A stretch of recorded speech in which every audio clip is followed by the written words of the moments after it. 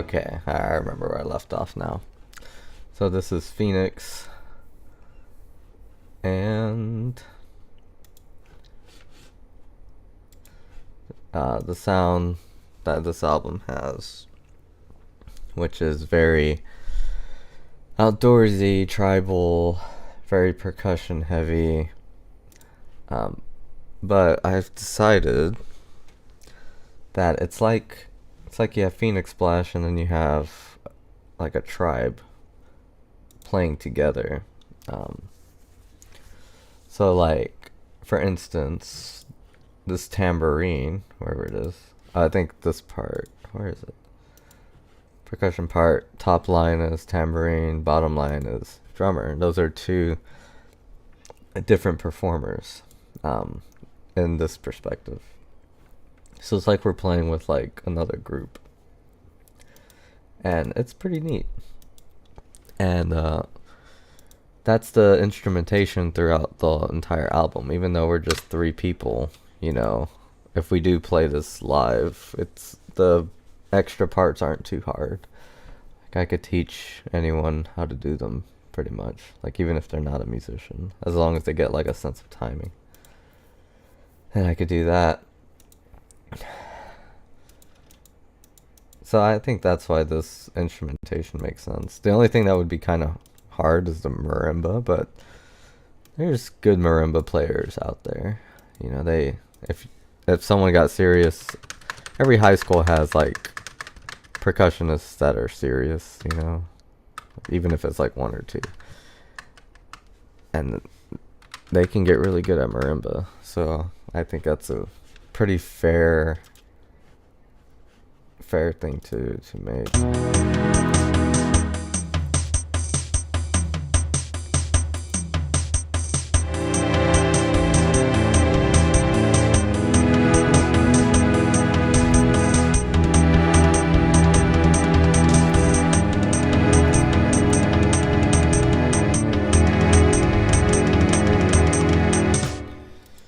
Alright, so this is this big intro.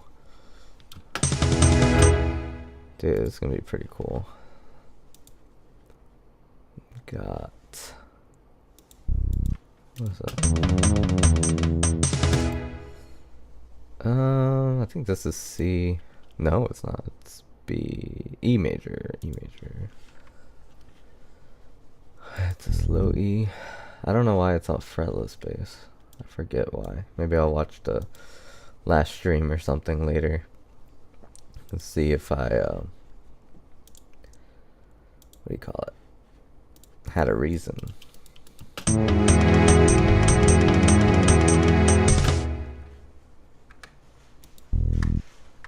boom, boom, boom, boom. I want him to play like triplets here, but I want him to treat the eighth notes as triplets. I don't know if that's gonna work.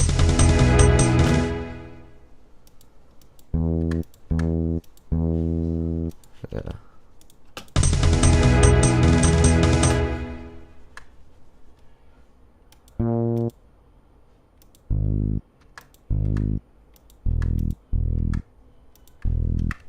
Oh, let me get this. There we go. Boom, boom, boom. So it's like he's playing in 3/4 here. Everyone else will be playing in 4/4. But the bass line moves. Which is kind of cool. It's like gives us 6/8 feel without any time changes or anything.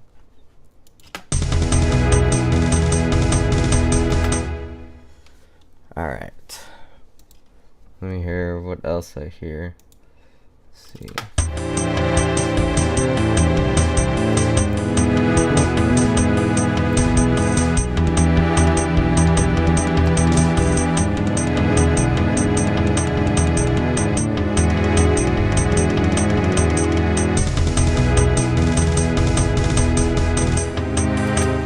Okay, I need to fix this.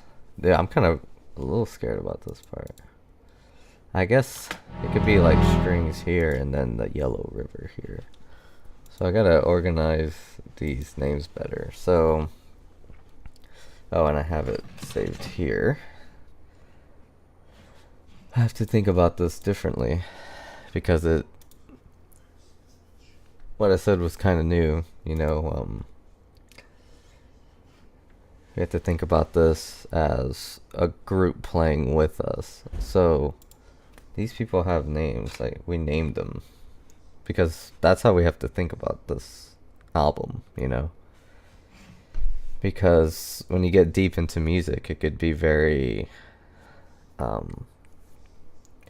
very magical. I think that's the word that I think fits best. And yeah, like that's where this is right now. At least with the way I make music, like it gets very magical. Rather than somebody, you know, just playing to have fun. It's like my poetry, I guess. Okay. So we're gonna call this isn't me, this is Buwan.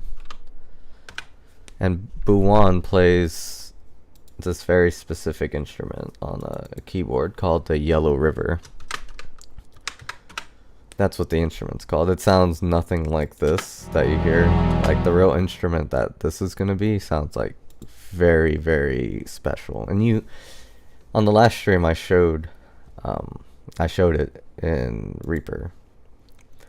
And so when we get to recording again someday, then you'll get to hear how Buwan really sounds. But these are the notes that Buwan is going to play.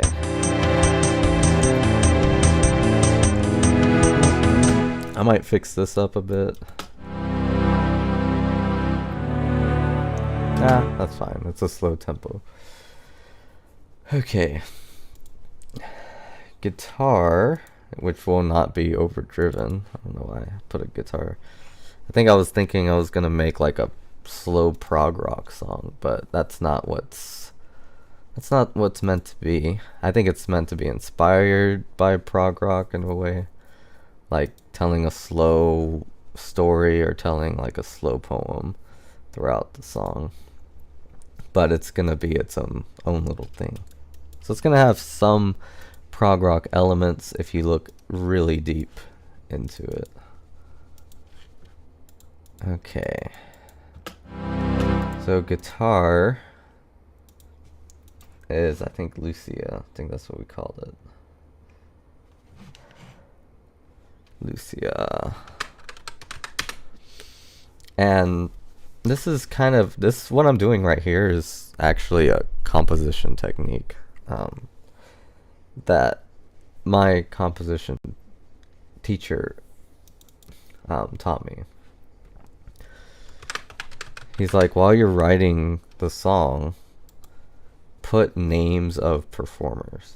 Because what he was teaching me is that if you write a really boring cello part, like the celloist is going to think, oh, you don't care about cello, you know. So you have to make sure that you name your instruments by the people playing them when you're in this process. And he would make me make up names because I was writing for like string quartet and stuff. So percussion is Tiwa and Sophia. And that's kind of the thinking that we're all having on this album, because I've talked to this about them, like think of this instrument as a person, think of this instrument's another person, and yeah, that's how we're thinking of this. And I might even, like when we're mixing and editing, like name the tracks after them too. We drew them too, and there might be like a little animation of these people, these names. You'll put names to faces. So marimba is Thabo. Yeah, I haven't used this technique in a long time because it's like just really mental. And I think back then I was like, whatever, naming, I thought the technique was kind of dumb. But now I see like the importance of it, especially with this album. Yeah.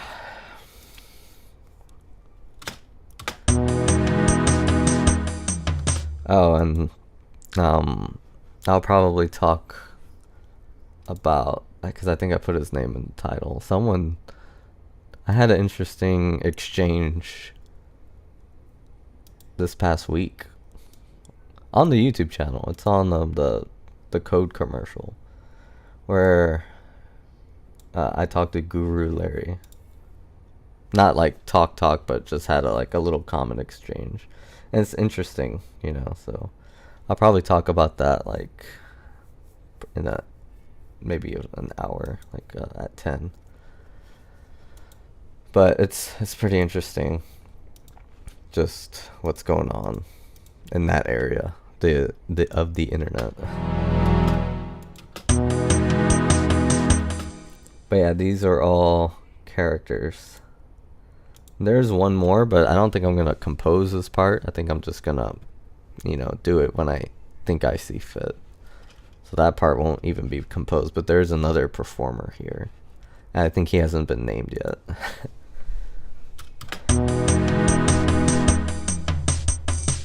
So there needs to be another instrument. So since this song is one of the bigger ones, I want to include all of the musicians. So some, like, we're the main musicians, me, Chris, and Anthony. But these guys like kind of join in sometimes and then leave. But on this song, they're gonna always be there, which is pretty neat. And I called it piano. I should have called it Josh, because this is me. Even though I'm playing all these other instruments, this is me here. I'm on piano, because if I ever played this live, honestly, I'd want to just play the piano. Even though I could play guitar, all that stuff, I'd rather get a guitarist to play, which is why I'm not really making the guitar parts that hard. I'm being very careful with, not very careful, but just giving it a rhythm duty, So if you know your chords and you know how to strum, then you can totally play this album, with us. And yeah, so that goes into thinking. That goes into all this, like just thinking of little things like that. And it's also good to have written parts, which is why I've written every guitar part so far. Because hopefully, if this is played live, which it might not ever be, but if it is, we can hire a guitarist at really the intermediate level and they could jam with us. Oh yeah, and that's another thing that's going into this for me. Like, they all have ability levels. Like, oops, how come this won't go up? Like, Thabo is really advanced.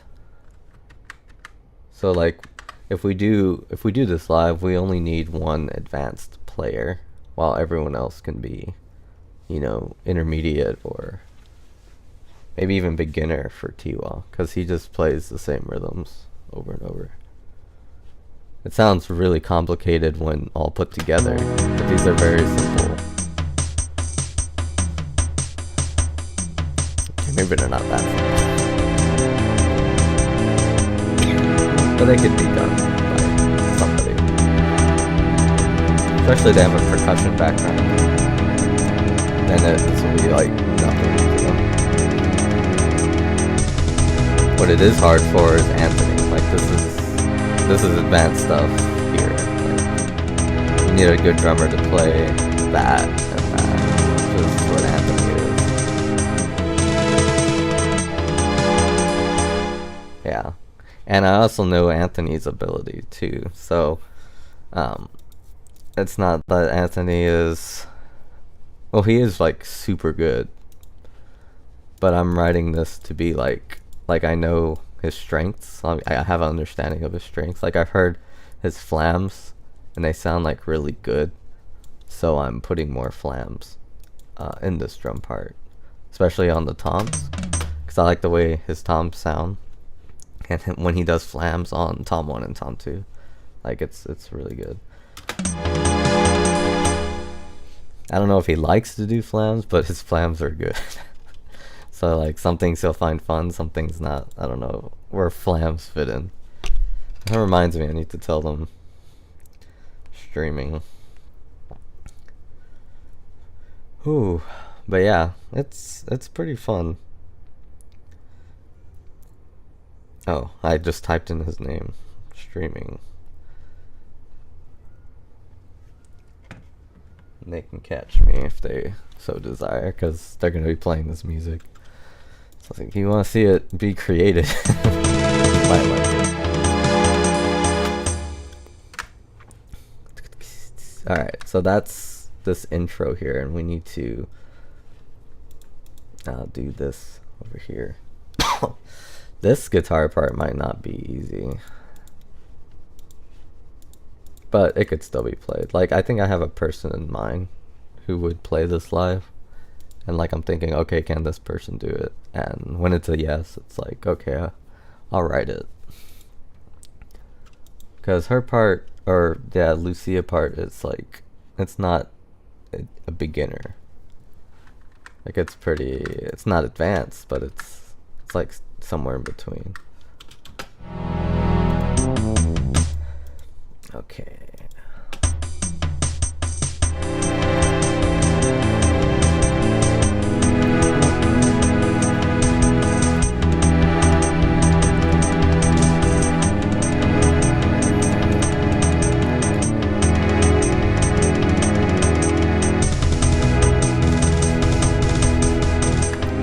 Alright, so that's where we are here.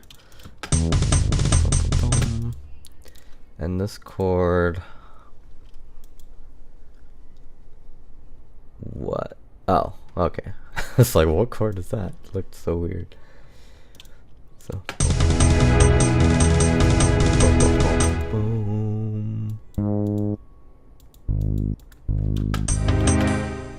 yeah, that's the chord. Oh, let's see, let me hear. Alright, that's what I hear. He's doing boom, boom, 2, boom. So dotted quarter. That was kind of weird to hear. Boom.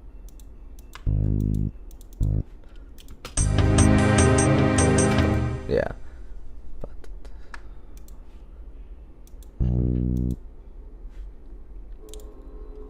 Okay, I'm just double checking that chord. So it's C minor.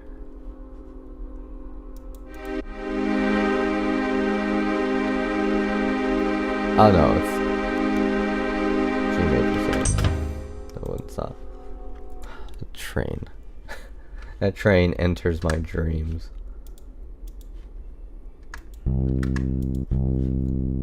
Okay.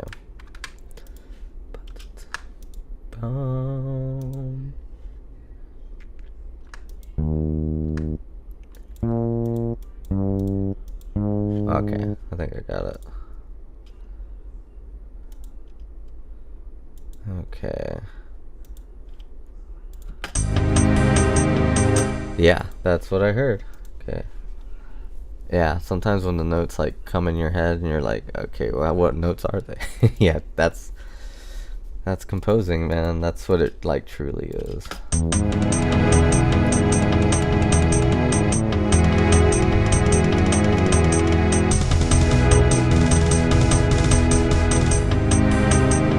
This is one of the craziest bass parts I've ever written. Nobody is safe from this song.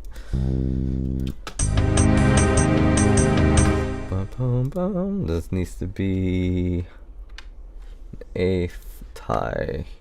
I think you could tie it.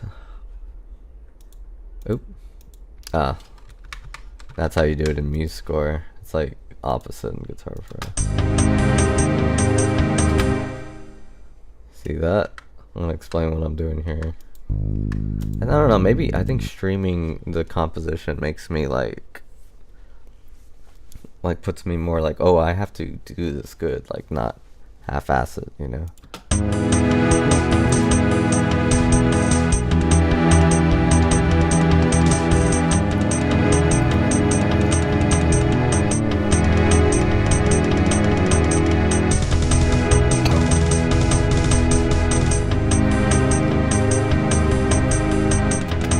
Yeah, there you go. So, starts with a dotted quarter.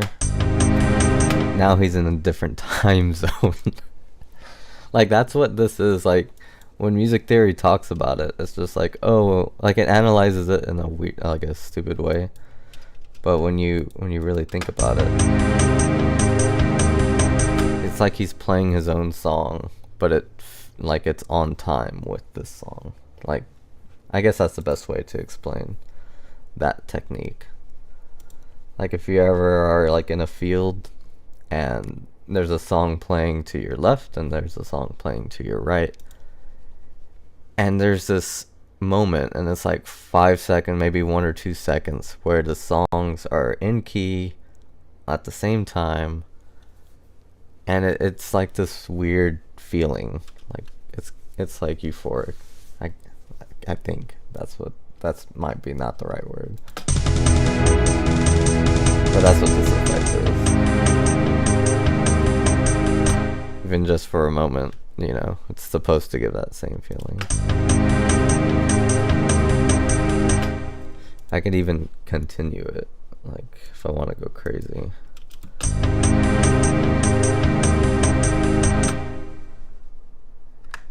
Yeah, this might be really hard for him. But, you know, I write Chris's parts a little different, because, like, I want to challenge him, you know? And I know, like, when he sees this part, he's going to be like, oh, I'm learning this part, you know? Like, to prove to himself he can do it. So the chord here also has a G sharp. So this works then. Harmonically, this works. According to my opinion.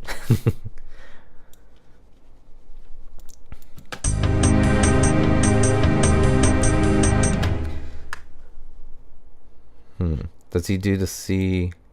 Oh, he does the B. Oh, okay. Ooh, this part's kind of...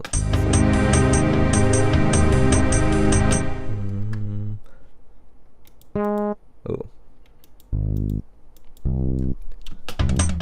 Does it have a C in it? It's E major. Yeah, it's E major, so it doesn't have a C. Could get risky. C sharp.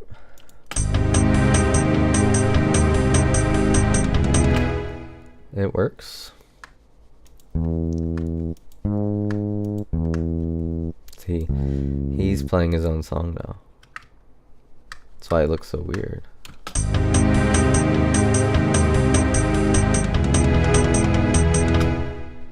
Yeah, this is it. So this is gonna have to tie over here.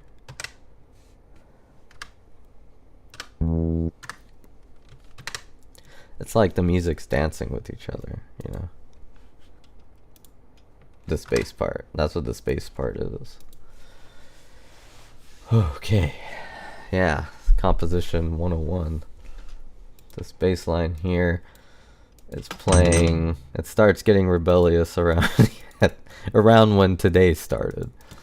So it's doing pretty in time rhythm. So here's the bass and here's everything else. Starts veering. Now here's the song and here's the bass.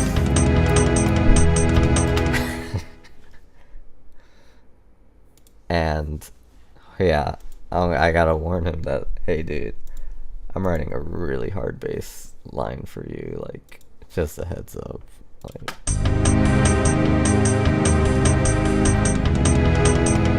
Because, like, don't take it lightly. It's intricate.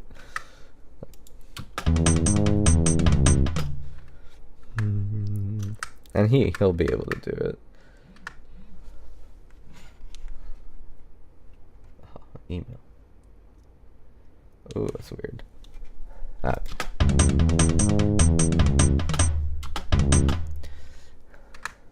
Boom. There you go. So bass veers off over here. Now it's playing its own song, and now it's like stuck playing its own song. And it's gonna create this, like, if you listen to Latin music, like, they do this all the time, where like the bass line is just dancing with the harmony.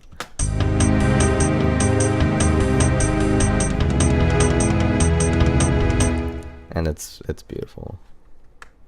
And we can make it jump back in time if we want to here.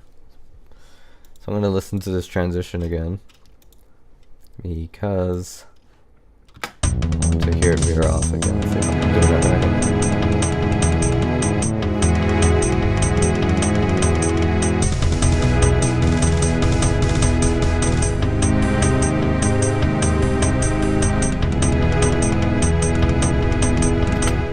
Yeah, I do that chord again.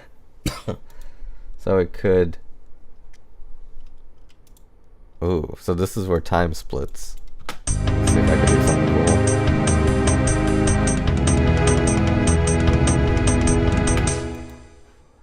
Keep it dancing, right? This is where they meet. This is where they look in the eye of each other. It might be because this doesn't work for me harmonically. It does have a G sharp. What note did I hit here? G sharp. It should work.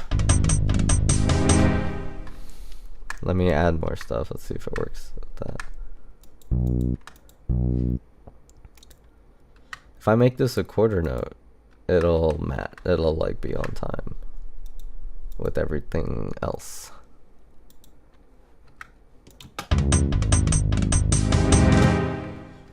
I need to make sure it's harmonic, so it's a C, not a B.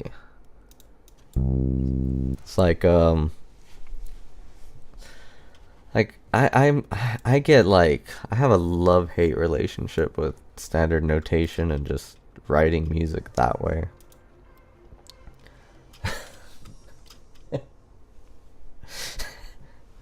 I don't know if that was loud.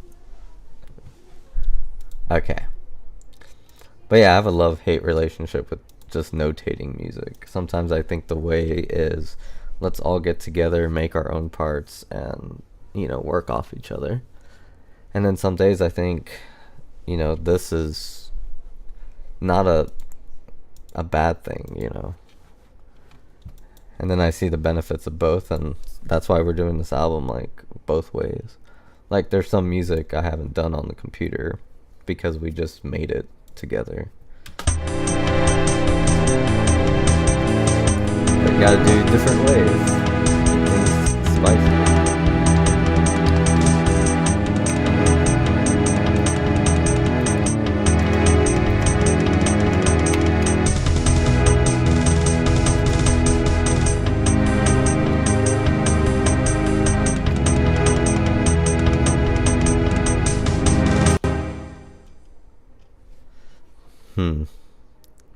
That's really risky.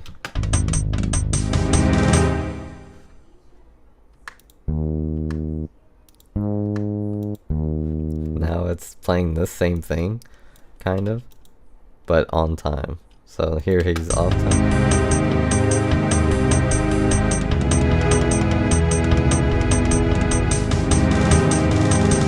Now he's on time.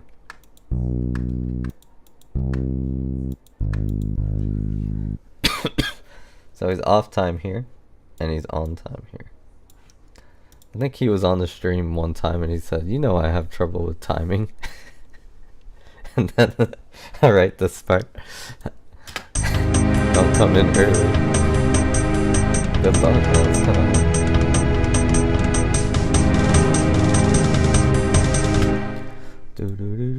Now he can kind of get kind of flirty with the. What chord is here though? Let's see. I can hear that. Boom.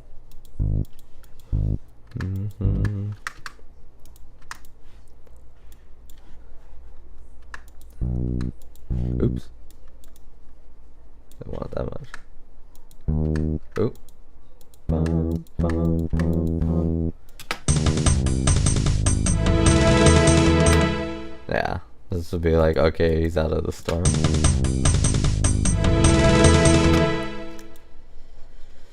And we're gonna tie. Oops. What is it? Let's see. I don't even know what it is. E. It's an E. Boom. He could do that.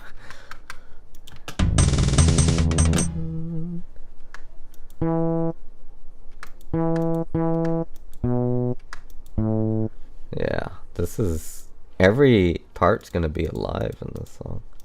This is how Dream Crack will go too.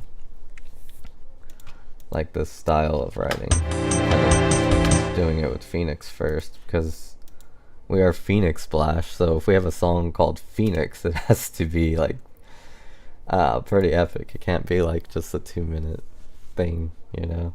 So this song's pretty important too. And it has the capability of being the best thing I ever write, in my opinion. Compositionally. What did I do? What is this? It's like a... What? It's an inverted...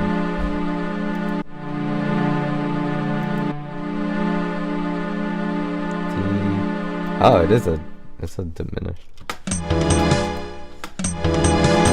There's really nothing you can do wrong because the diminished chord's supposed to sound in a harmonic. But it is G sharp, D, B, F. So I guess I'll B. That's this A that's throwing it off. F. Do we have that E in there? No, it's F, dude. But it fits harmonically, so because it's playing all the way down there. It fits in harmonically because this part is inharmonic, but purposely. Okay, so that's our bass line for this part.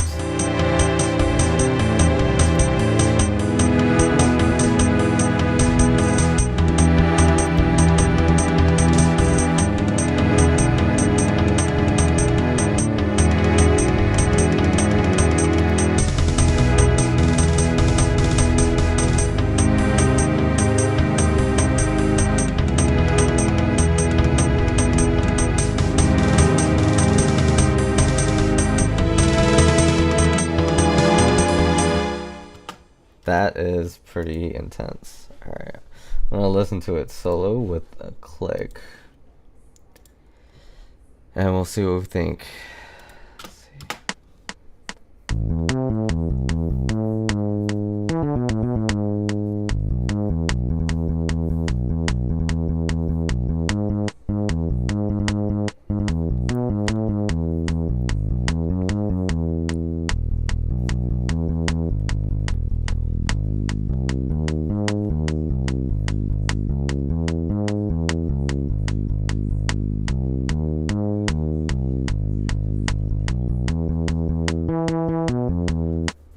Oh, that's pretty cool.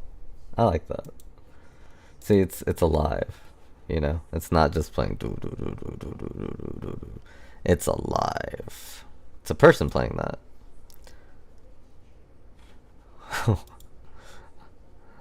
That sounds hard. Is that Guitar Pro? Yes. And yes, this is hard. It's Chris playing it though. He can do it. So I'm gonna hear it in context with this whole thing. I'm gonna listen to this build up here, because whenever I write music, I make sure it's alive. You know, each part is alive.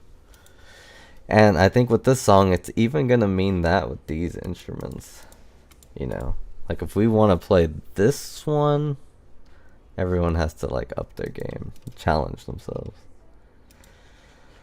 Thabo doesn't have a part yet, and neither does Josh. So those will be the next with what we do to this part. We're gonna listen to the bass with the whole tune.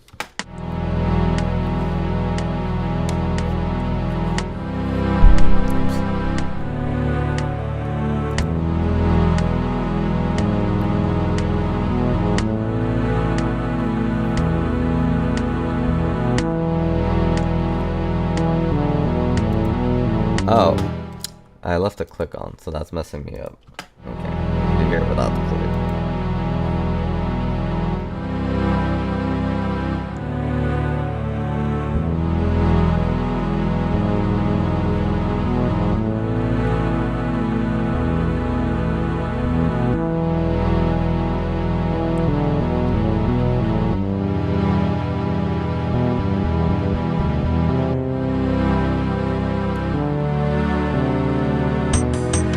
That's gonna sound beautiful.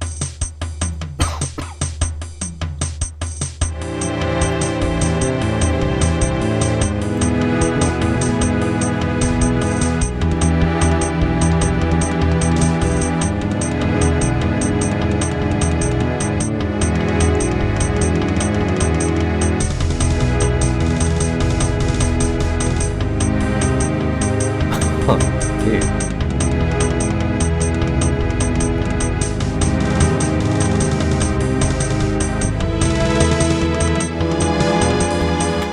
So this part here, let me explain what's exactly going on. Because there's something going on in the back of my mind that I didn't say out loud when I was writing this, but we need this to dance with the beat, because we have a ride cymbal dancing with the beat too. So it's not just the bass dancing with the beat, it's the ride cymbal too. While the tambourine and the drum are keeping the beat, these two are like entangling and dancing around it. So that's why this part is pretty cool. Keep dancing here. And then here, so snare drum, I want snare drum to kind of be like its own thing in this context. Like, the different drums have different personalities. You know, the ride cymbal's very dancey, but the snare drum is very strict. And that's what's going on here. So when the snare drum becomes strict, the bass stops its dancing here, because now we have an eighth note attached to a quarter note, which is not the same amount of beats as these. So the bass gets back on track here, and now it's going with the snare drum. So the drums and the bass are really entangled in the song. Chris and Anthony are really entangled with each other in this part. And it's not like a solo. Like, it's not... I think I thought it was going to be, because I even wrote that. I thought it was going to be a drum solo, but it's something else. It's the instruments coming alive and like mixing and mingling and all that stuff. Okay. So I could write a guitar part next, or piano, or marimba. That's my choices now. So I'm gonna go through and see what I hear. I might be guitar, because I think guitar is gonna be simple for this part. I don't think it's gonna experiment too much, because the shapes that the guitar is gonna have to make to do these chords is gonna be hard enough, especially to complement this. So no matter what, like, this acoustic guitar part is going to be a little challenging, no matter what level. But if you practice it, you can you can get it. Okay.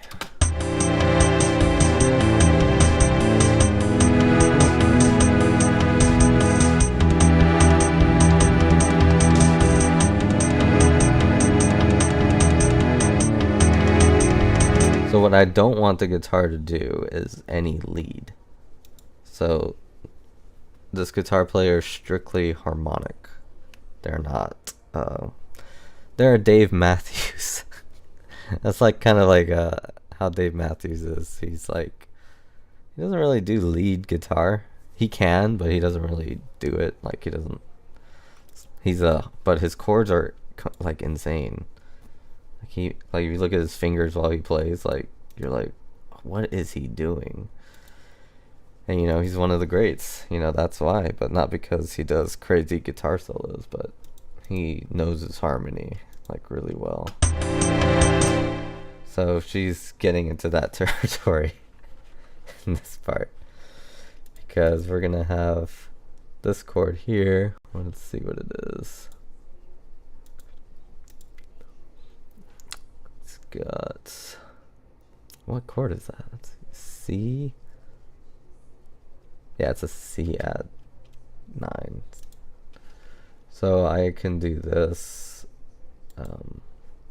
Sometimes this is useful because I'm not like, I know my guitar, but like I didn't go to school for guitar, you know, like everything I learn is just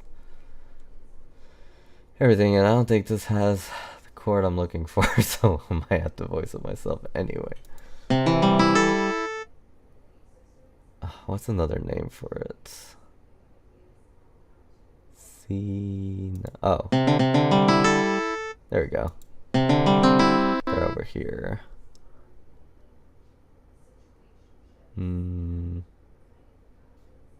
Oh yeah, that would work. Like, does that work? Yeah, because the open string will play D, making it C add 9. This is what I start with, so I'm like, okay, that doesn't look too hard. They can, like a novice can do that voice. But sometimes the voicing in the guitar clashes with the voicing in the keyboards. So you're having two instruments play harmony, so they have to make sure not to mess up each other. So while these instruments are dancing with each other rhythmically, these instruments are providing the harmony. So the guitar is going to help, or Lucia is going to help Bowen with the harmony, while everyone, Chris and Down, will probably be more rhythmic. Oh, which means marimba might be pretty tough on this song. Let's see. So the guitar could be rhythmic too. It can do strumming patterns while doing special voicings, because I don't know if I like this one. Let me see. Now, to get a better idea of what voicing I have, I changed the voice of the guitar.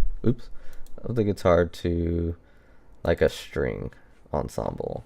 That way I can really hear the harmonies that are coming out, because like my ear's not perfect. So sometimes like bad harmonies can get through if I'm just trusting my ear like that. I trust it, but not that much. Alright, so we're gonna solo these. See, that doesn't sound too good. Let me make them the same kind of string.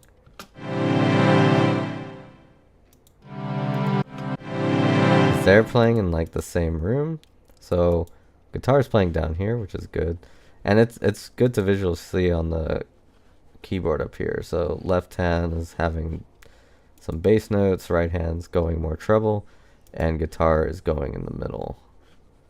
Or yeah, here we go. But this is kind of in the way now, so we might have to change some of the left hand notes. Yeah, so left hand is getting in the way of guitar. So A needs to be the low note, so what we're gonna do is just make the keyboard lower. Which I don't know how the Yellow River handles that. So if it has trouble, I can put another, like a synth pad under it, and it should harmonically clear.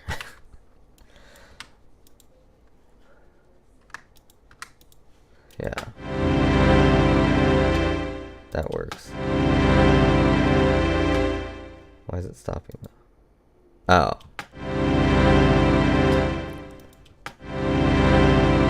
So am I okay with that? Let me see without it. Okay. What note am I not liking? Oh, I guess because you have a C and D over here and a C and D over here, you're getting that double clash.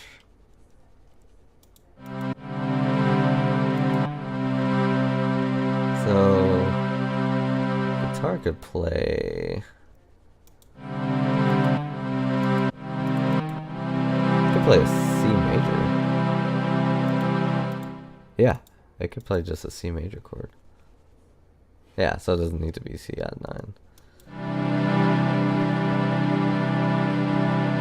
So now we have it. If I do that voicing, that's the voicing I do when I play C add 9, but maybe remove the E at the top. That should work. Let's see how it sounds. Yeah, that does work.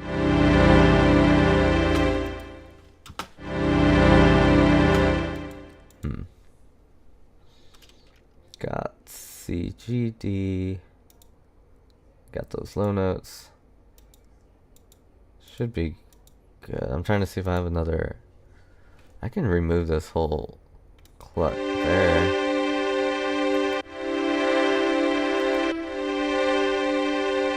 As long as we have an E. Yeah, because I don't need to double the clash, you know? Okay. I'm gonna ooh, okay.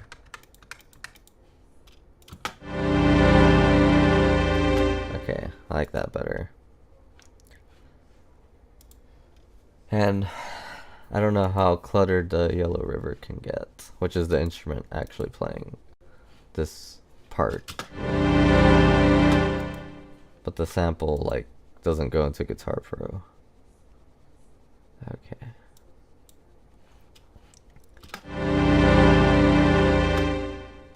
There you go. I'm gonna accept that. If I feel different about it, I'll change it. But it'll probably be the guitar part change. So I got.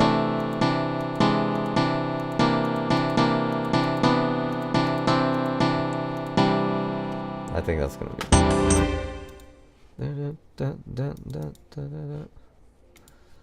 So if it's rhythmic, I think it'll sound even better.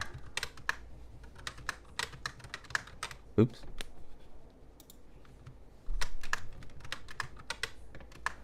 Okay.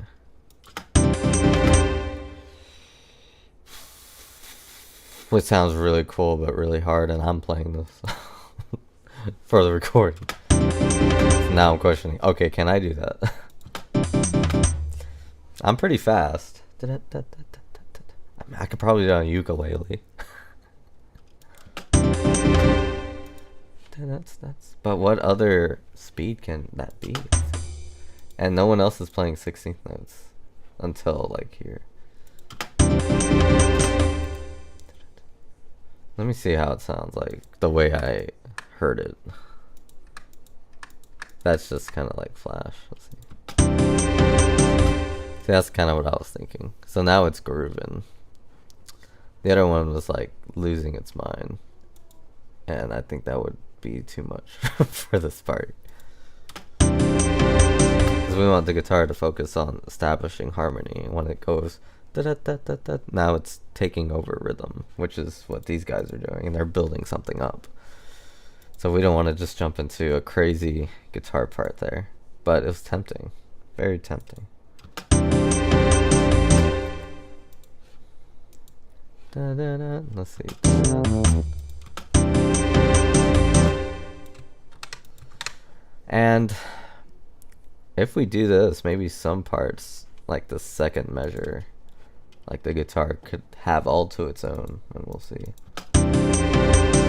Maybe like towards here to build up like suspense, and then it could climax. And then here, this is our E major chord, so we can do.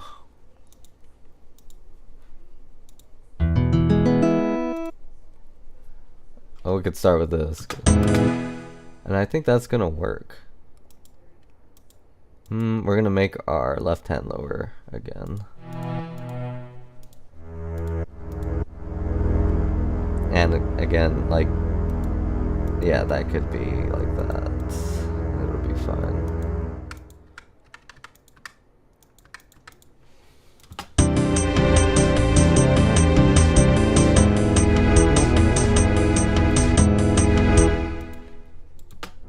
And it really does like blend underneath. That's really cool.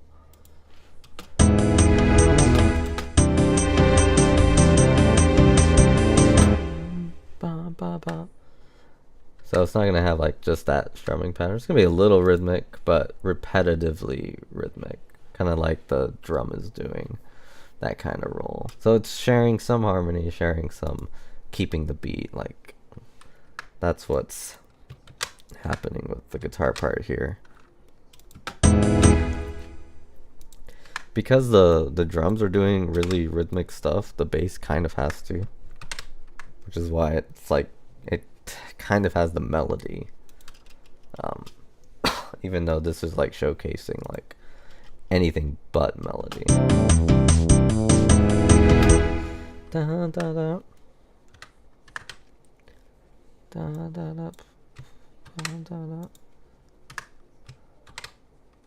Let's see, what am I doing? Ah, these should be quarter notes, and this should be another measure. There we go.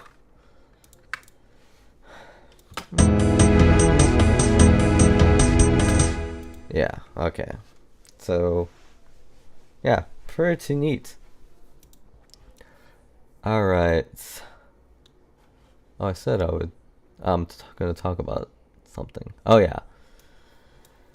I thought I'd talk about this because it was pretty interesting, and I think it'd be cool to like save it like now and capture it like moments after it happened.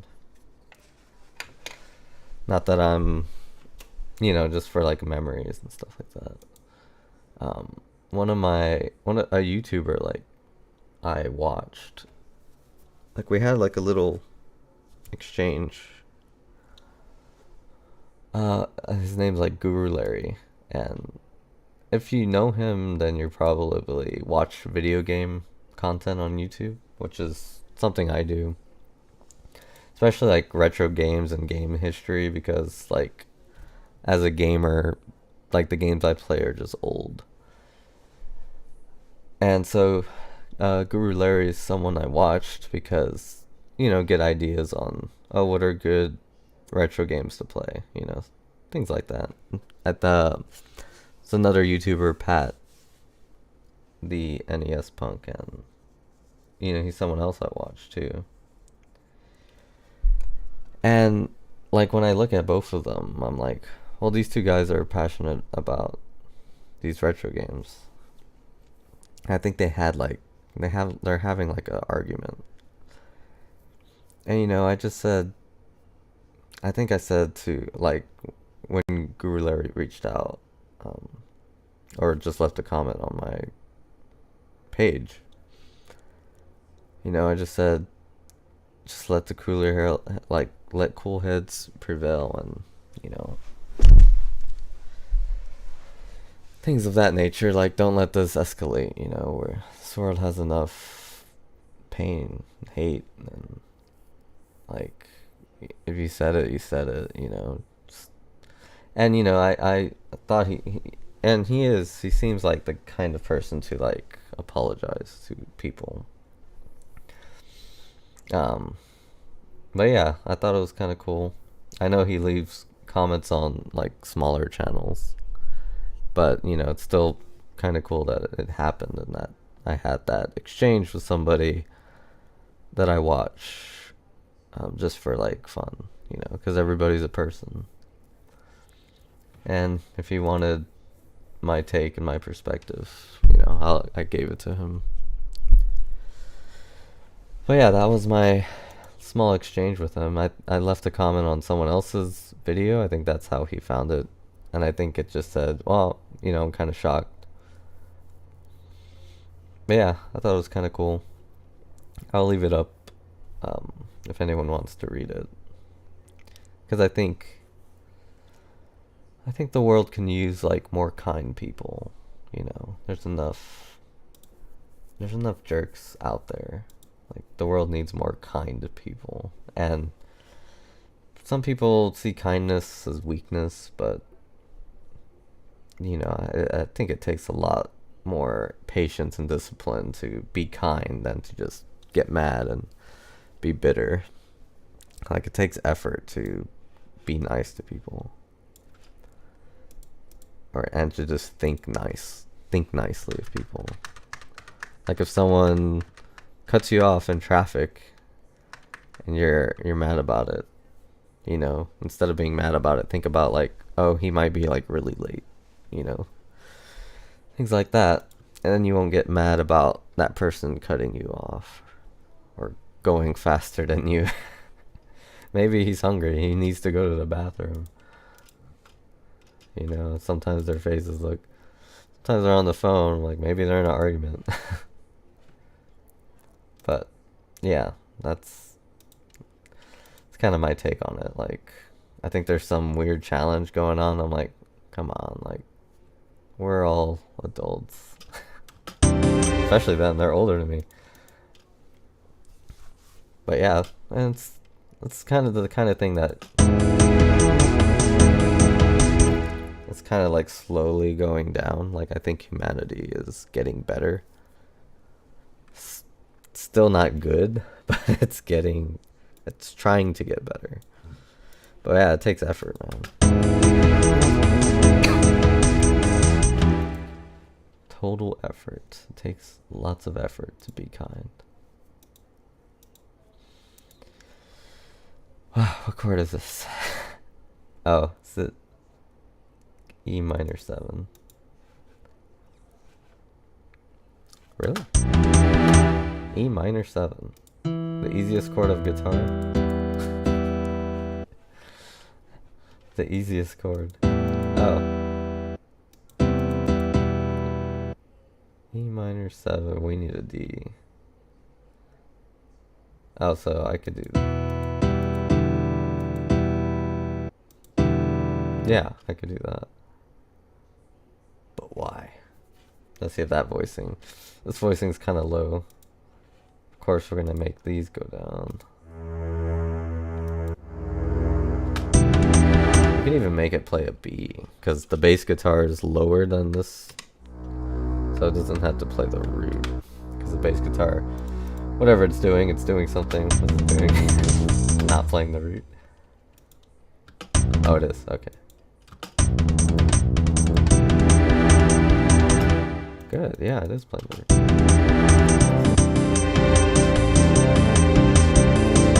We might even... I don't know, maybe the guitar shouldn't come in yet.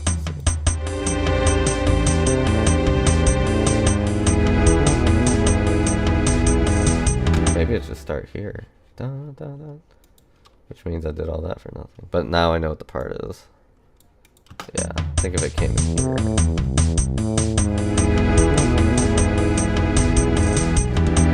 Because it's adding a lot. It's adding like another harmonic structure, and it's adding another rhythmic structure. So even though it has like the most simple part, it has like one of the most important roles. Probably the most important role. Like this thing is gonna hold it all together. It's like kind of like glue.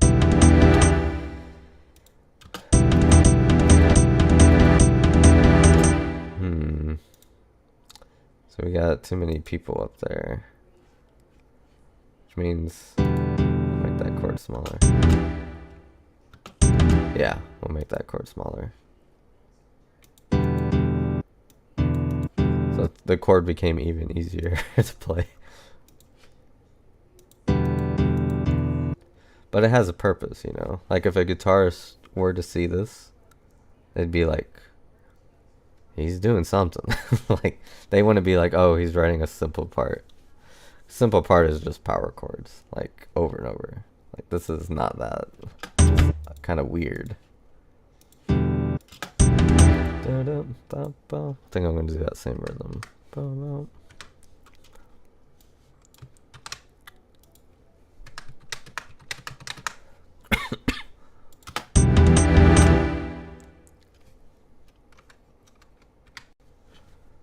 Yeah.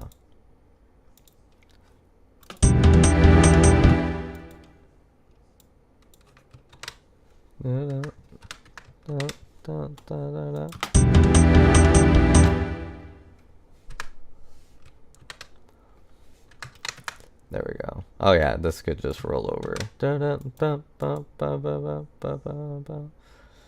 that what it is? Yeah.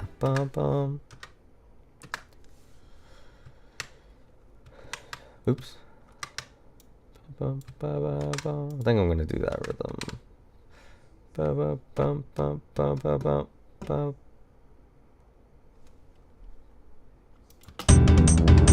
Yeah, quarter note here. There we go. I think I'm gonna do this rhythm instead of the other one I made. Cause that's kind of fun. It's like, yeah, you have this chord, but your rhythm is like, you better watch out. And you know, marimba can also help with this too. I'm thinking maybe marimba could be a glue.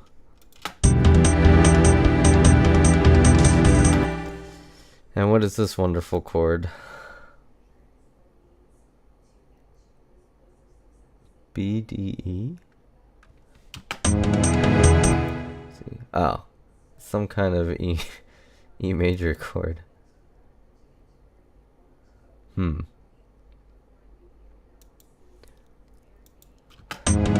it's the left hand that's making this voicing pretty good.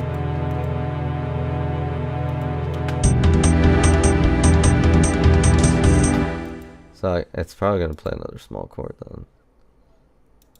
'Cause this chord, the harmony is pretty fragile here. Like guitar could probably play like one note, but it's better off playing like just structure. Should be like, say E and B. So like a power chord.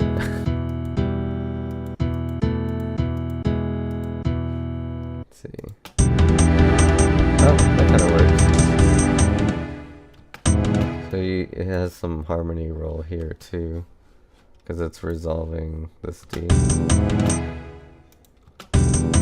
But the G disappears. It might be able to do one of those. It could double G sharp. It can. Yeah.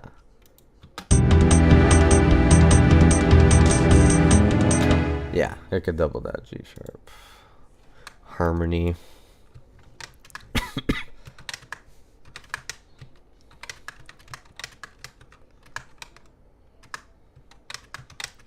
Yeah, I used to think like I was kind of abandoning this style of making music, but then I thought, no, I'm just really experimenting.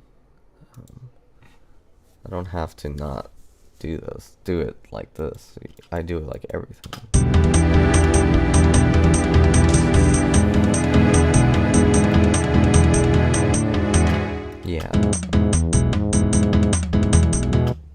That sounds pretty nice.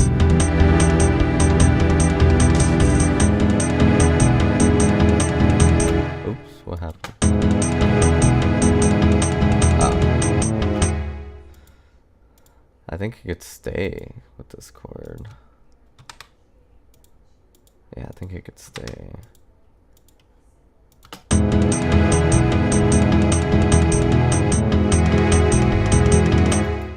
Maybe one of the notes is clashing.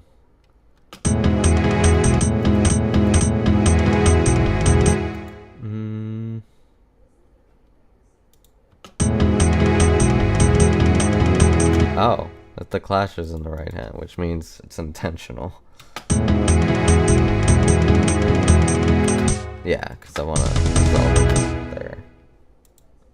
Resolve note clashing. See, I know my theory. And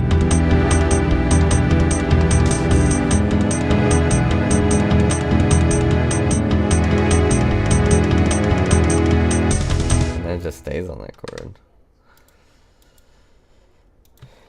So if the guitarist is not a good counter, this part can mess up.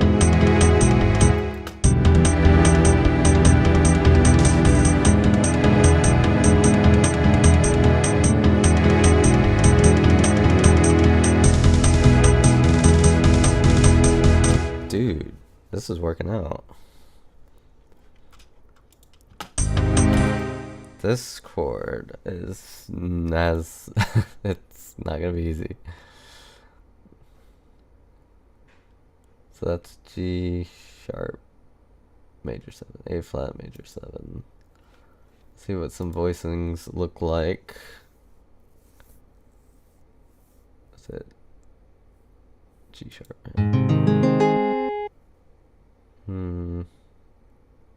Oh, it needs the 7th. Major 7th. Yeah. That's a pretty small chunk. Yeah, the right hand's playing right above it. The left hand might need to go lower. Get even an octave up. Because it's kind of a suspenseful chord.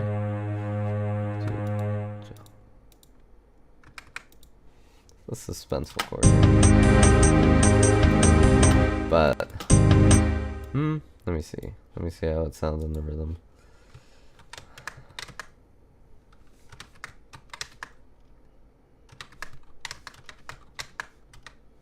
Oops. Okay, there we go. It works.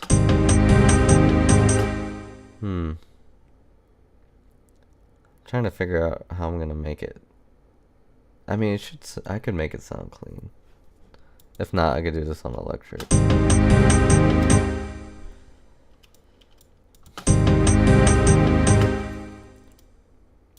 Or just get a nylon guitar. They're not that expensive, right? The good ones are. Well, then give me a bad one. And I'll make it sound good with proper technique. Ooh, I can even make it change the rhythm.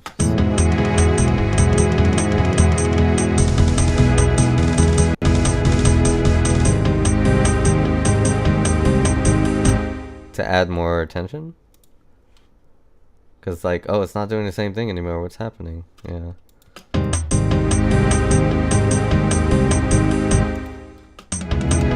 This goes back to E major, which is going to be this, not the full thing.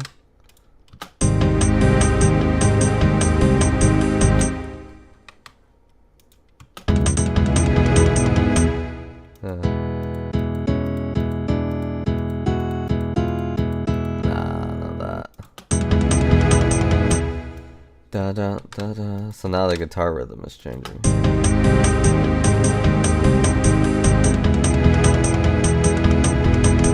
It's kind of dancing too, in a way.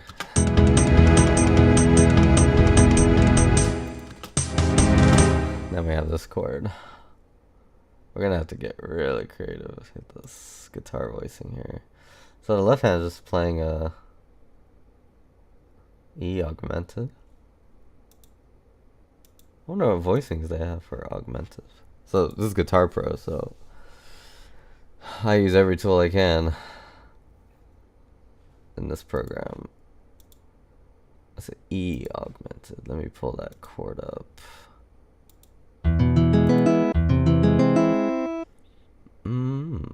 Interesting. Well, this is a good starting point. This is the chord on guitar. Man, that's pretty interesting. I never played this chord. So we got that. We got that. Bad things. Because it's not an E augmented. Can you do augmented sets? Maybe. Augmented. Oh man, you can't.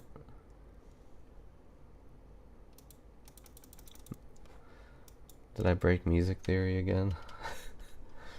I want to see here, but not here. Is that what I'm saying? Oh, I want the E there, but not there. Oh, then you just leave it out. Okay. I'll put it in this pattern. Da, da, da, da, and it might just keep, because I'm playing this part at the end of the day.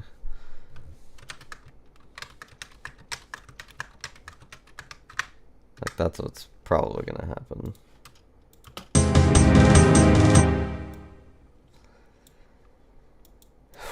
Okay. But yeah, I think I could train somebody to do this too.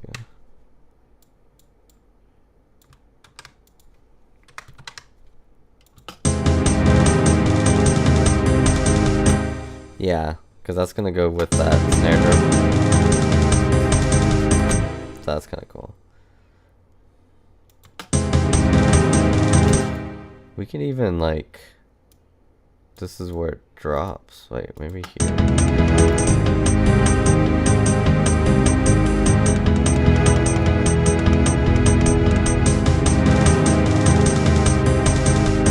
Like maybe these two can drop here.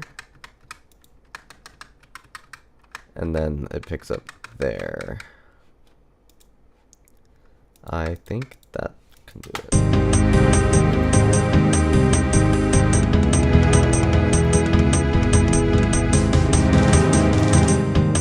Oh, I forgot to do the right hand. I'm like, something's still going on there. So this time, Buwan is only playing for one measure on these two. That way, these rhythmic stuff, this rhythmic stuff comes out. Marimba could also have a melody too, because there's no real melody yet. So it could have a melody. That's the only thing really missing.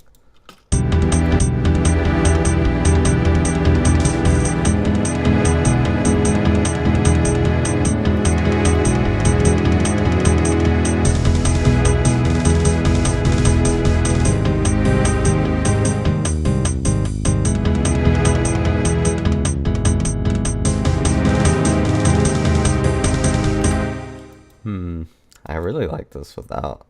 I think maybe it shouldn't be here either. Let's see. See how it sounds.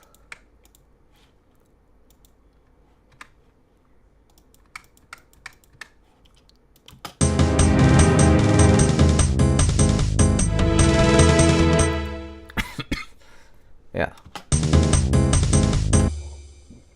Oh, excuse me. Let me hear that again.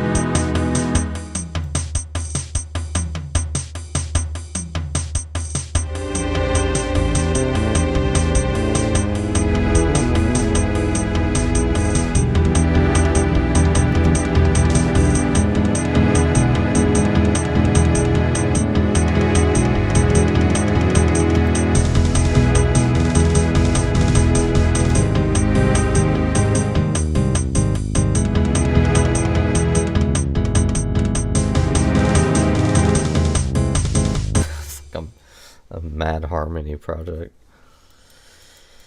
Okay, yeah, the harmony is like really crazy.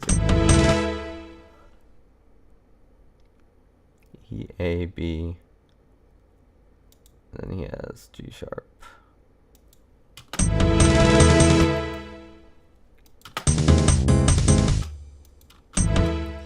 Do do do do do do do do. I hear that rhythm.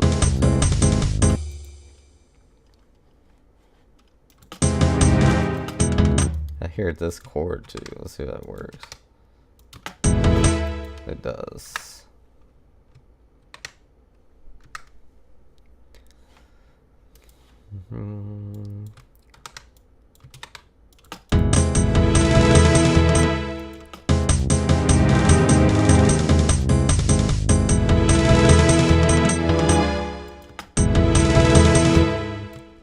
Da da da da da da da. Yeah. Da da da da da da. There we go.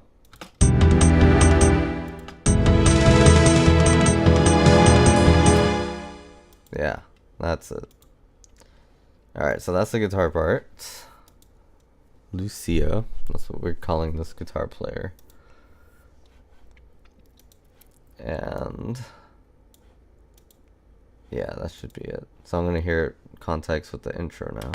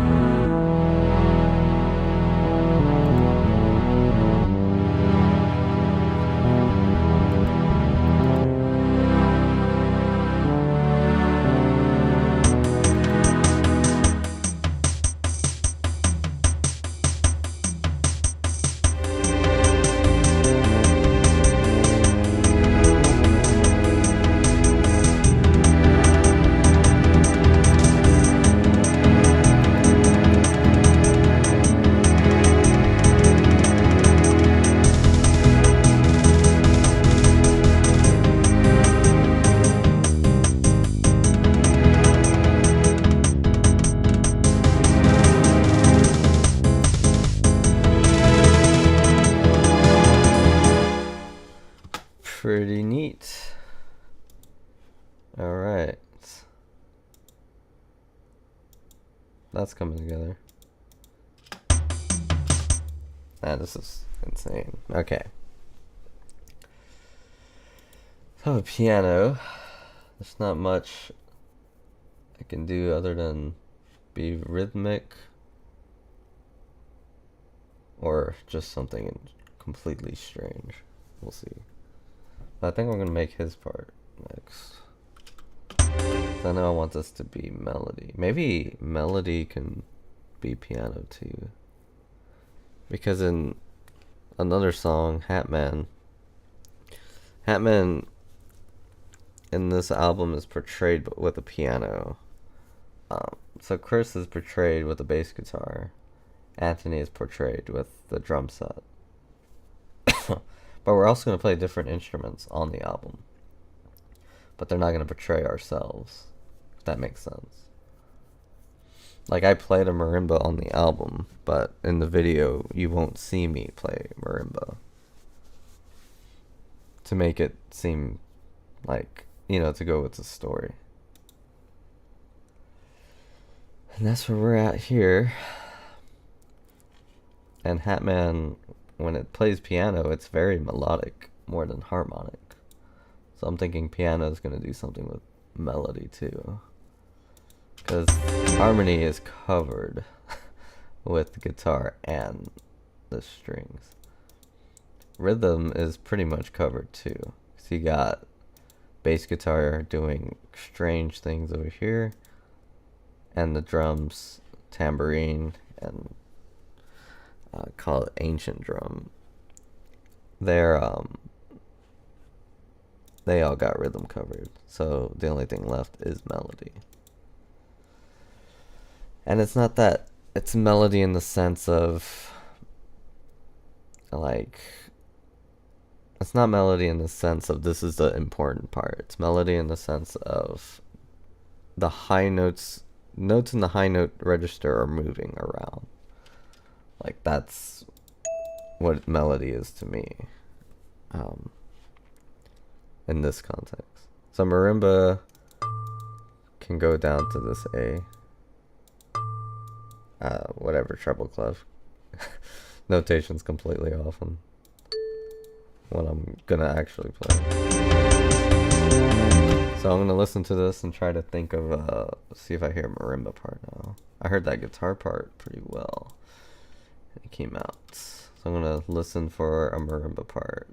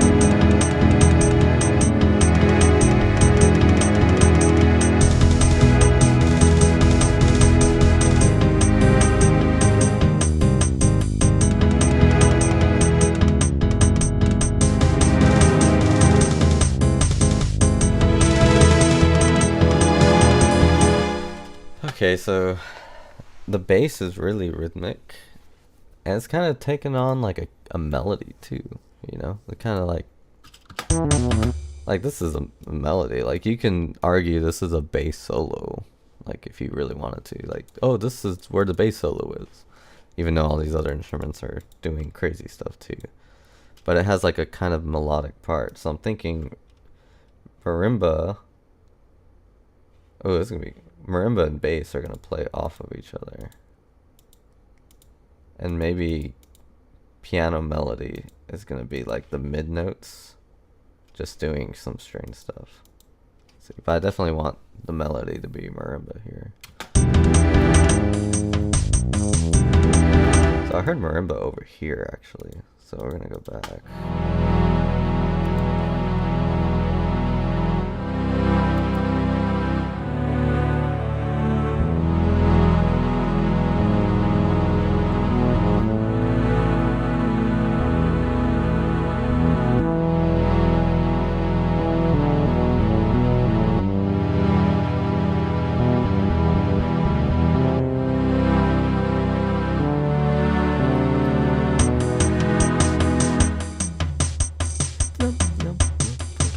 Like I hear it doing that, like off beats. Like the bass had its time to shine here, and the marimba is like letting you know, like, hey, I'm coming, like right here. Question is, what notes am I gonna hit? How hard are my mallets gonna be? I try not to use hard mallets in my marimba, but it's gonna do like a grace note.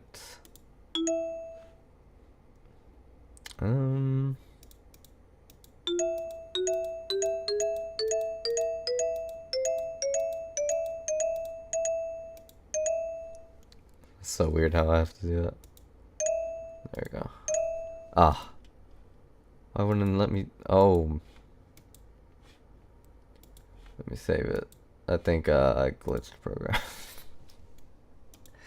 I see. I hate when this happens. Oh no. It's speaking French to me.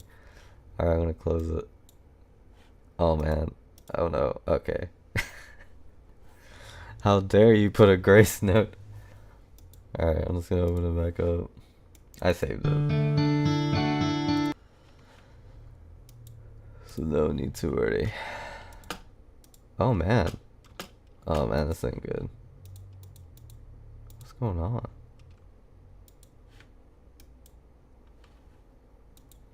No, okay, now I'm worried.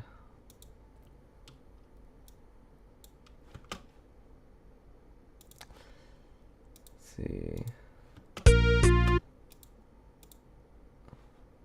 Oh. Dude, this is... Oh, it scared me. Okay. Something's wrong with track 9. So I'm gonna delete it. Okay. Now I'm gonna save it. Thank goodness I just started the... Alright. I did something with that grace note that Guitar Pro didn't like, so I'm not gonna even write the grace note.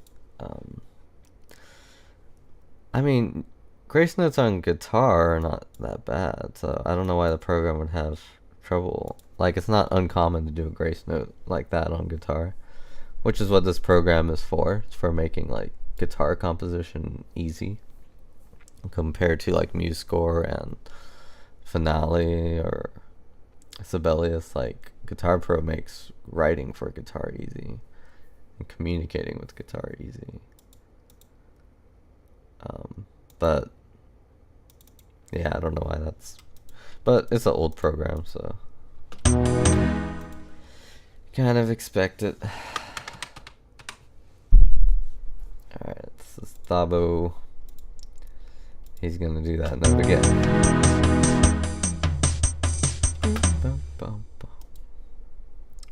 He's got the rest.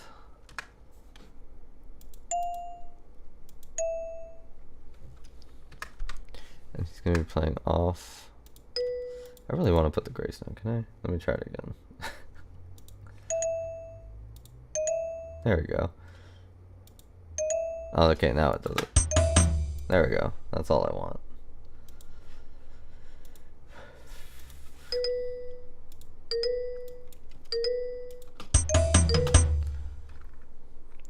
I kind of don't like the high notes of my marimba, but we'll figure something out.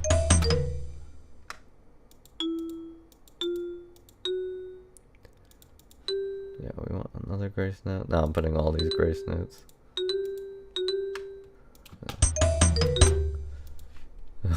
It sounds like a cartoon in this program, but this is not how my marimba sounds. I'm just gonna do a roll.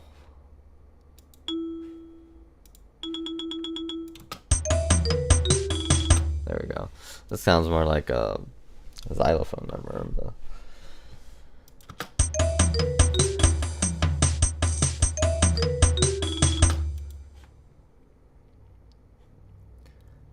Yeah.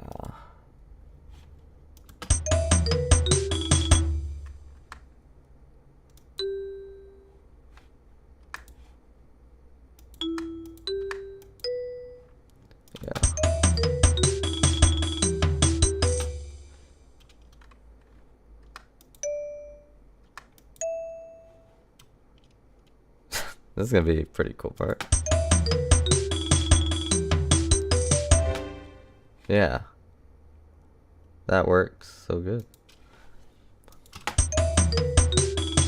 See, you can only do this like on a real marimba, really.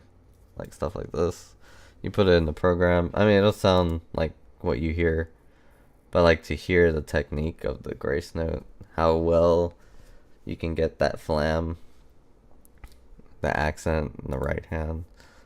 Like, it's hard to replicate that.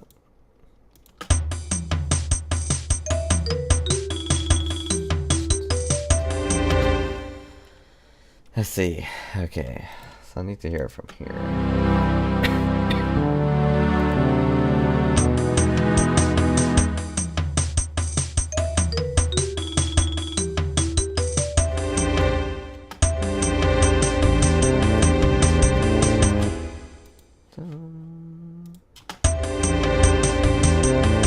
Let's see.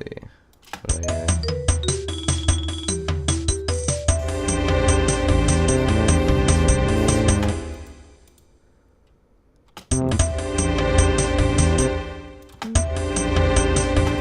Maybe, see, this isn't gonna sound good on the program.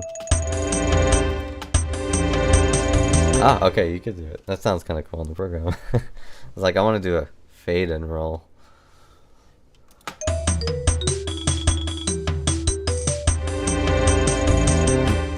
Keep it rolling. Keep it rolling. Maybe even add another note. So kind of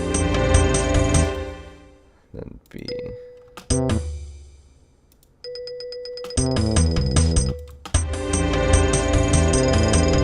That's not gonna sound like that, but it'll be going back and forth. I know some people write marimba parts like that too. Like instead of writing a roll, they write like it going back and forth. Kind of cool.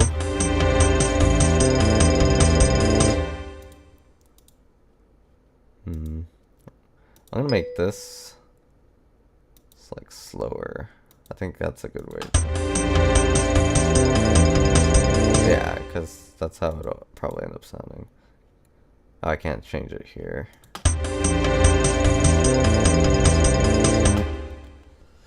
Yeah, okay.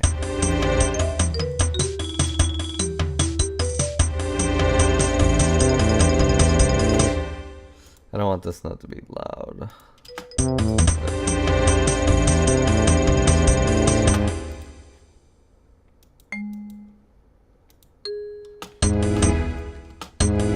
Maybe it can even double with the bass. It's kind of like they're sharing the melody here. Is it triplet E?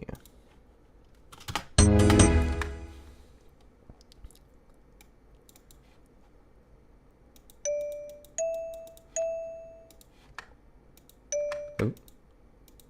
Oop. Oop. Oop.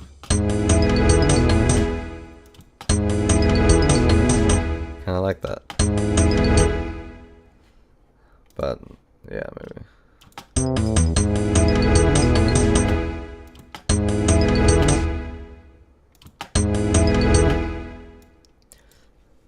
I'm going crazy here, but this needs to be better than my string quartet. Which I never even like posted or anything, but I always considered my 17-minute string quartet the best thing ever written. And like I want this to be better than that, you know.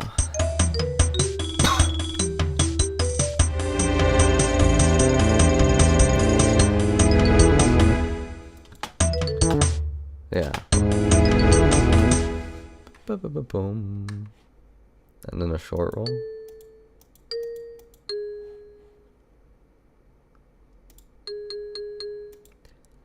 I'm gonna have to like use rubber mallets maybe. Which means I gotta like, I'm gonna practice this with like really soft mallets and then use the rubber mallets like just once. Because those things can be dangerous if you keep practicing with them over and over. So you practice with the soft mallets and then perform with the hard mallets and your marimba will be fine. But if you keep practicing with the hard mallets, your marimba will not be fine.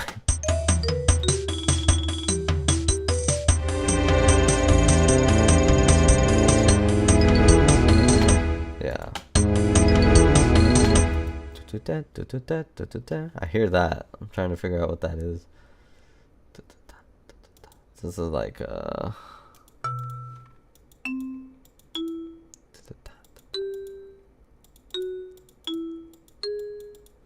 da da. Ba ba ba. There you go. Ba ba ba ba ba ba ba ba. What am I doing? There it is. That's the rhythm. Look at it, it's a monster. That works though. That's it.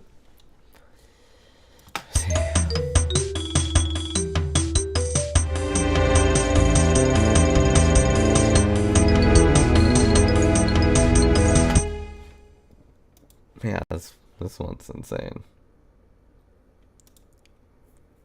Y'all hanging in there? Thanks for liking. Oh man.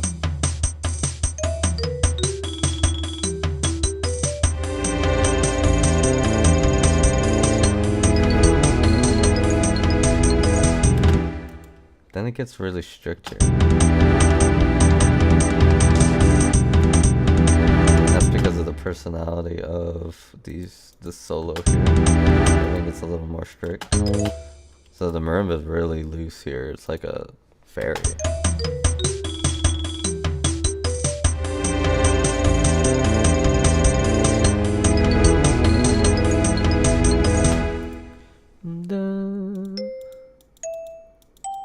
That might be too high. I'm gonna bring the melody lower because that's where my marimba shines. Let's see.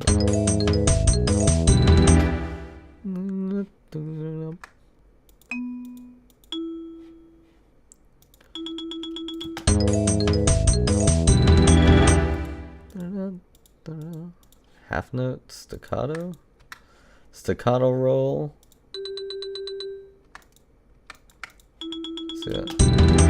Yeah, it doesn't. Like, am I gonna glitch the program again if I use a staccato roll? It's advanced technique.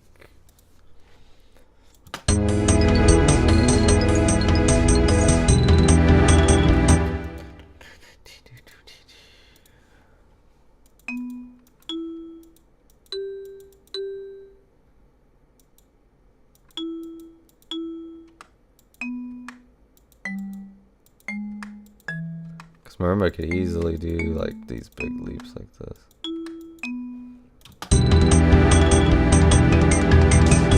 Uh-oh, did I get the chord wrong? There's no G sharp. Whoa, there's no G sharp. What's the guitar playing? So it's just not playing G sharp? So, okay, the marimba can't do that then. Ba-boom. How about that?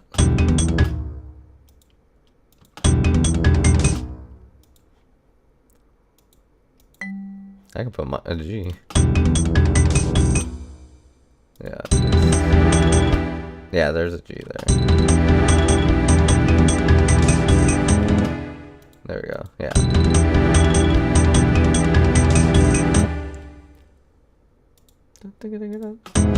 No, it's not the snare drum solo. I'm thinking of making the marimba play with the snare drum.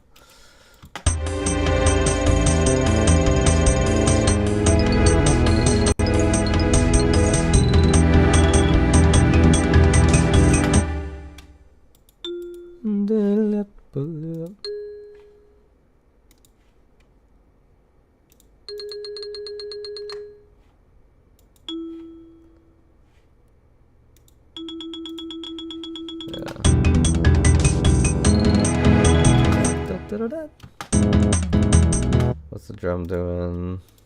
I was doing like 16 notes. Because the marimba can do that.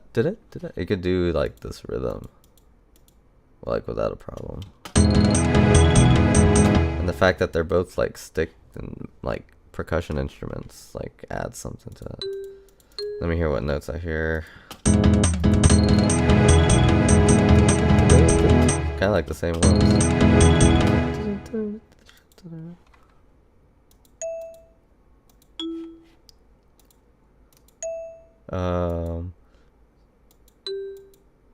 Oh, it's G. I thought it was an E.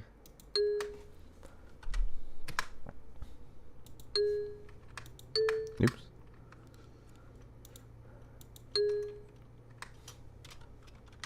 Let's see.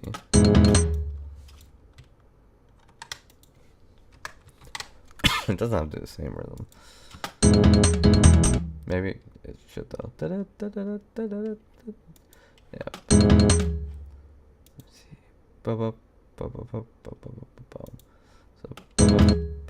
So needs another one here. Rest.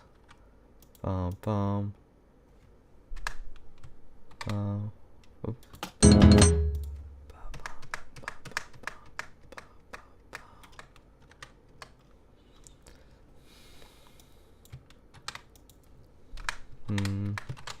Oops.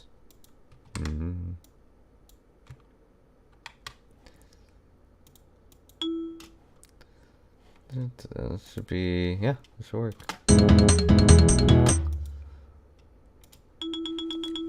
Gotta add those rolls, that's what makes it marimba. Okay, let me start here.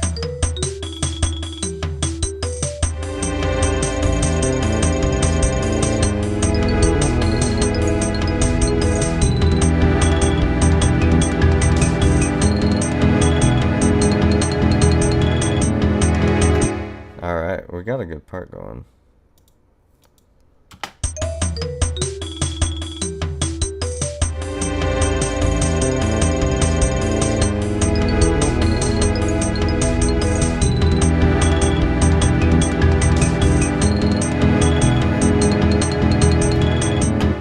Then we got this beautiful chord here. I keep forgetting. It's a E. Yeah. It's an E with a G sharp. What is that? Oh. Yeah. It's an E add 2. Let's see what I hear. Let's see.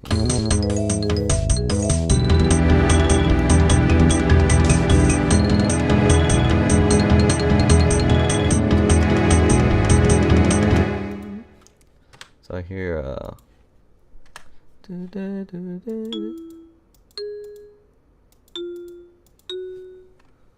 oh, it actually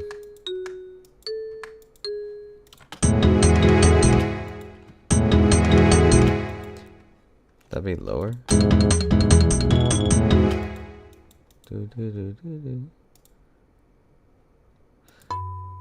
I can't go that low.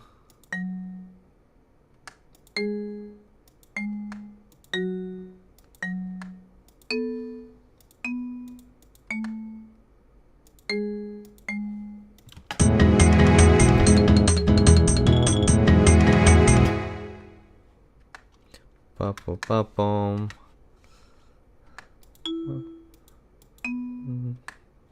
See.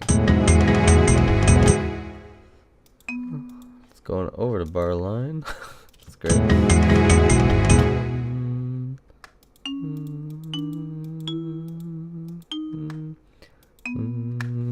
This might not sound good.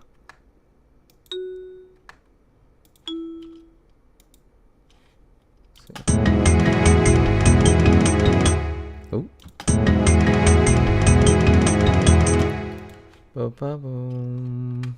Yeah, there we go. Da-da-da-da.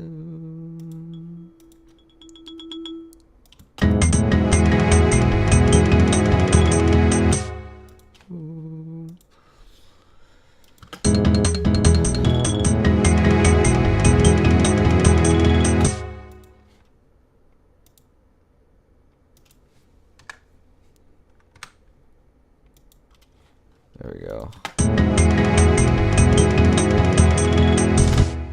Nice, okay. Alright.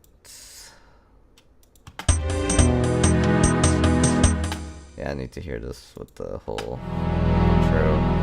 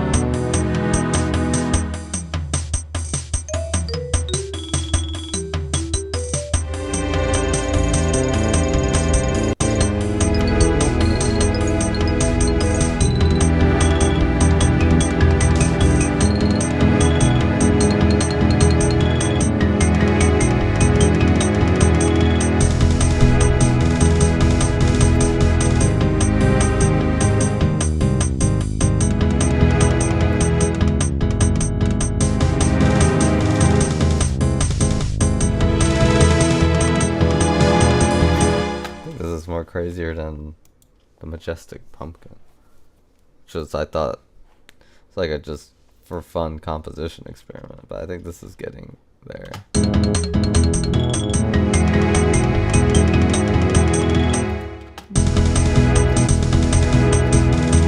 So you want it to be with the snare drum. It's gonna give it kind of a cool marching band effect. I could even do.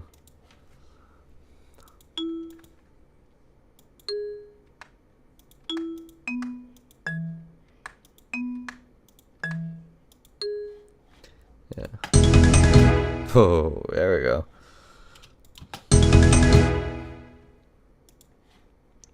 What's the snare drum rhythm? I want it to look exactly the same. Quarter note.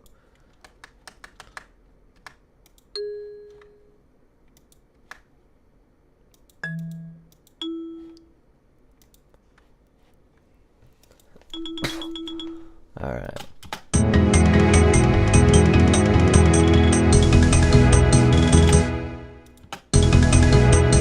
That's pretty neat. Okay.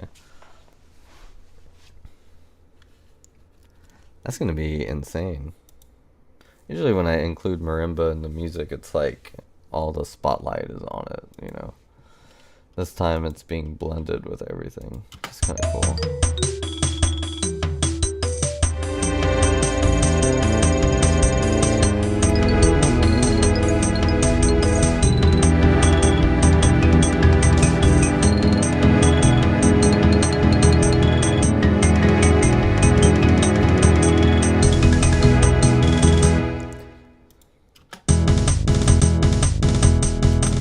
Oh, that's gonna be hard.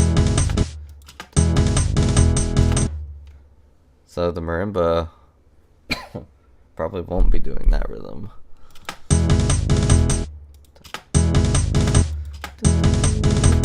Let's see. Maybe something like that. Da, da, da, da, da, da, da. Let's see.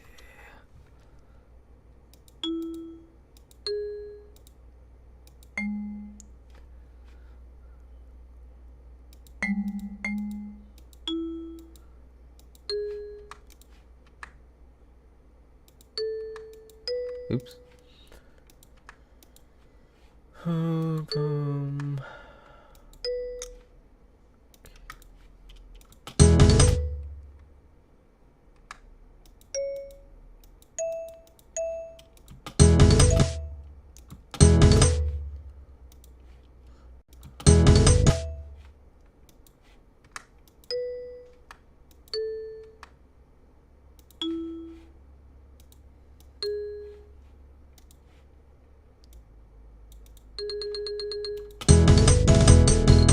I feel like that's working.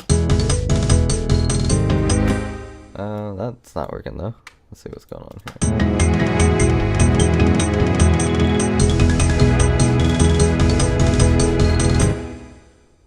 Nice.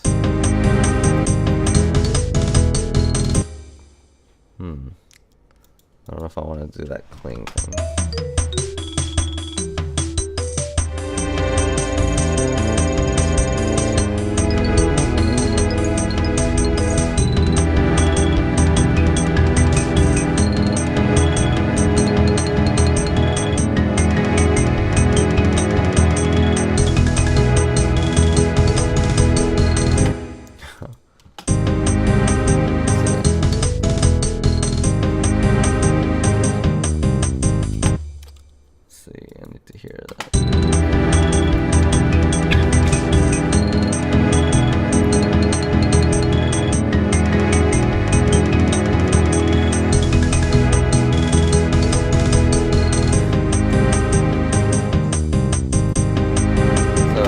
Dancing here, so I think the marimba needs to dance too.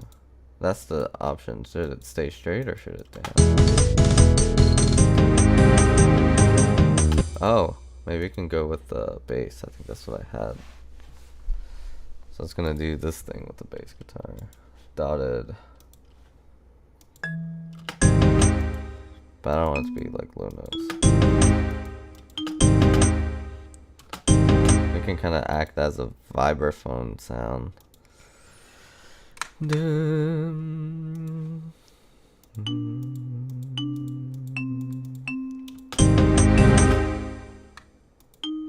Why am I doing a C minor? Oh, okay. Kind of is.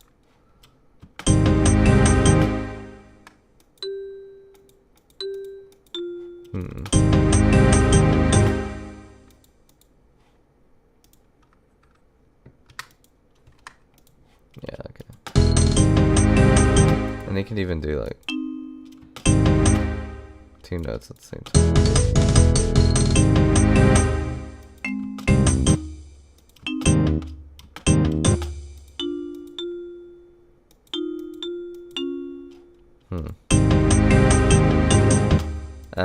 That's a risky note. Let's see. Yeah, that's not gonna work, dude. You can do that. That way the C is always on the root.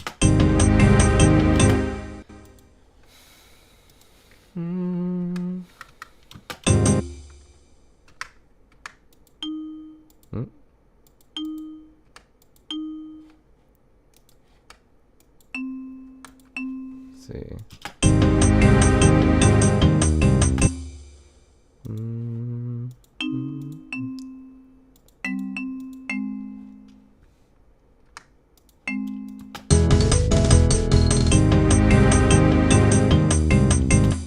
Yeah, now it's dancing. That's cool. It's kind of like doing a Latin thing here. I think before I started writing anything for Drink Crack, I just started learning a bunch of music on piano and guitar, you know, and I started learning like Latin rock, which is a style I never really touched before. And I'm like, I don't know if this is gonna come into my music or what, but I'm gonna learn this. Because the best teachers, if you're a musician, the best teachers are the composers themselves. Because if you know how to learn from their music, from reading it, from studying it, then like the sky's really limitless. And I think I learned like Gloria Estefan and some others, and I listened to a lot of Latin rock and Latin American music, and these rhythms, this part like comes from that journey, you know.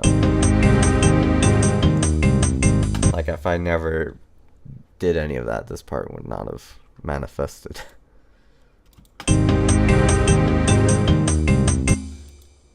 And the marimba is a Latin American instrument too. Maybe another staccato on both of them, please. Yeah. Yeah, there we go.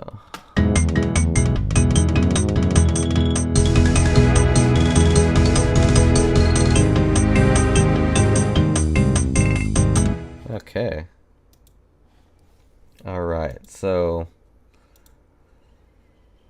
I think, let's see how long I've been doing this. Oh, okay. I've done this for a while. We'll get to one more measure and then we'll call it.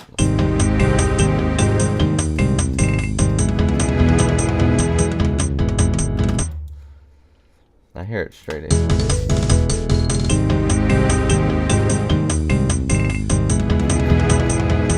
Oh, the bass is still dancing. Okay, so maybe it's gonna be complicated. Yeah, it's still dancing, so marimba might keep dancing. But it kind of fixes itself here. But maybe I can dance with it in a different way. So listen to what we got so far. Way I can take it all in.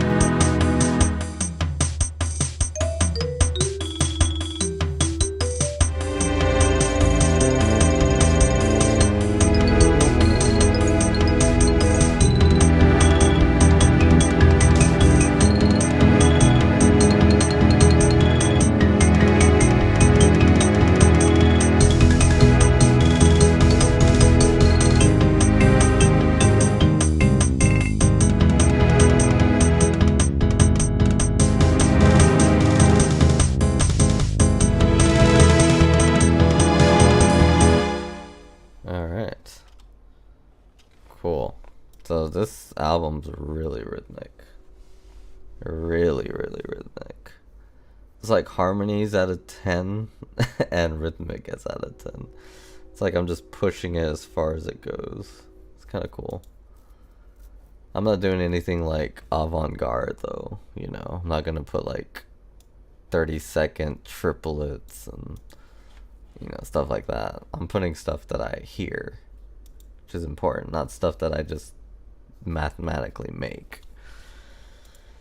And when you put stuff that you hear, it starts coming together. But let's get to the ads. Ad portion. I think I have the same videos to show or advertise for. So Sad, Dancing Raylene.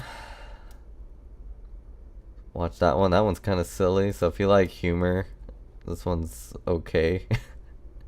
If you like horror, this one's pretty okay too. Cyclone, if you like a little bit of just insanity, I think Cyclone is for you. They're all a little bit insane though. The Code. Nobody has got the prize yet. I'm saying this. There's a prize, and nobody's gotten it yet. It's pretty neat too. Just the stuff you can do with YouTube that a lot of YouTubers don't utilize. Like it's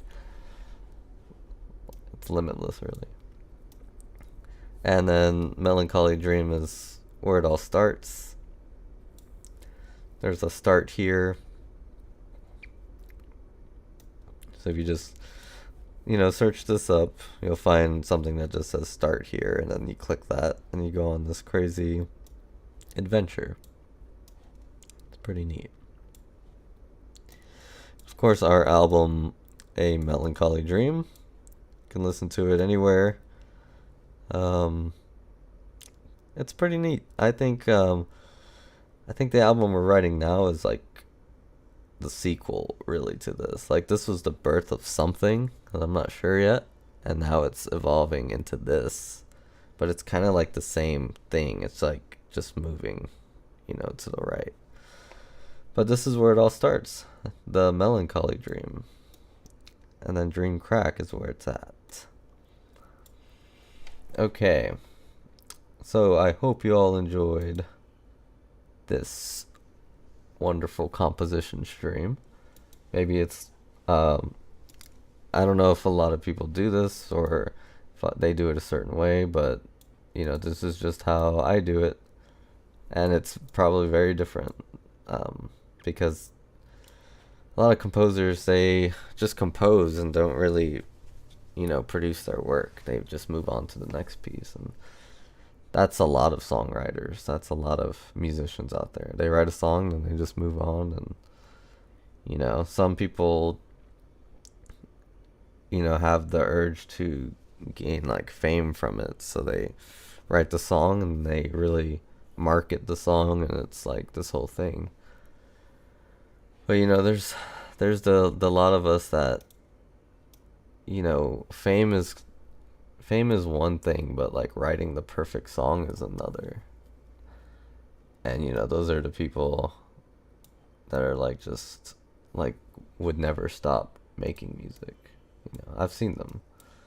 Like nobody knows them really, but like it's like, oh, this guy's trying to do something. I worked with some people like that, still making music. Not really caring if it gets seen, but just seeing how far you can push everything you know about it. And that's what this is all about. I was actually thinking of making a new type or new kind of video. Just talking about the truth of music, really. Like its real history, I guess. Without a strange lens that's attached to music theory. I don't know, thinking about it. I don't know if I'll do it. Anyways, this has been fun. This is Josh from Phoenix Splash signing off. Have a great weekend.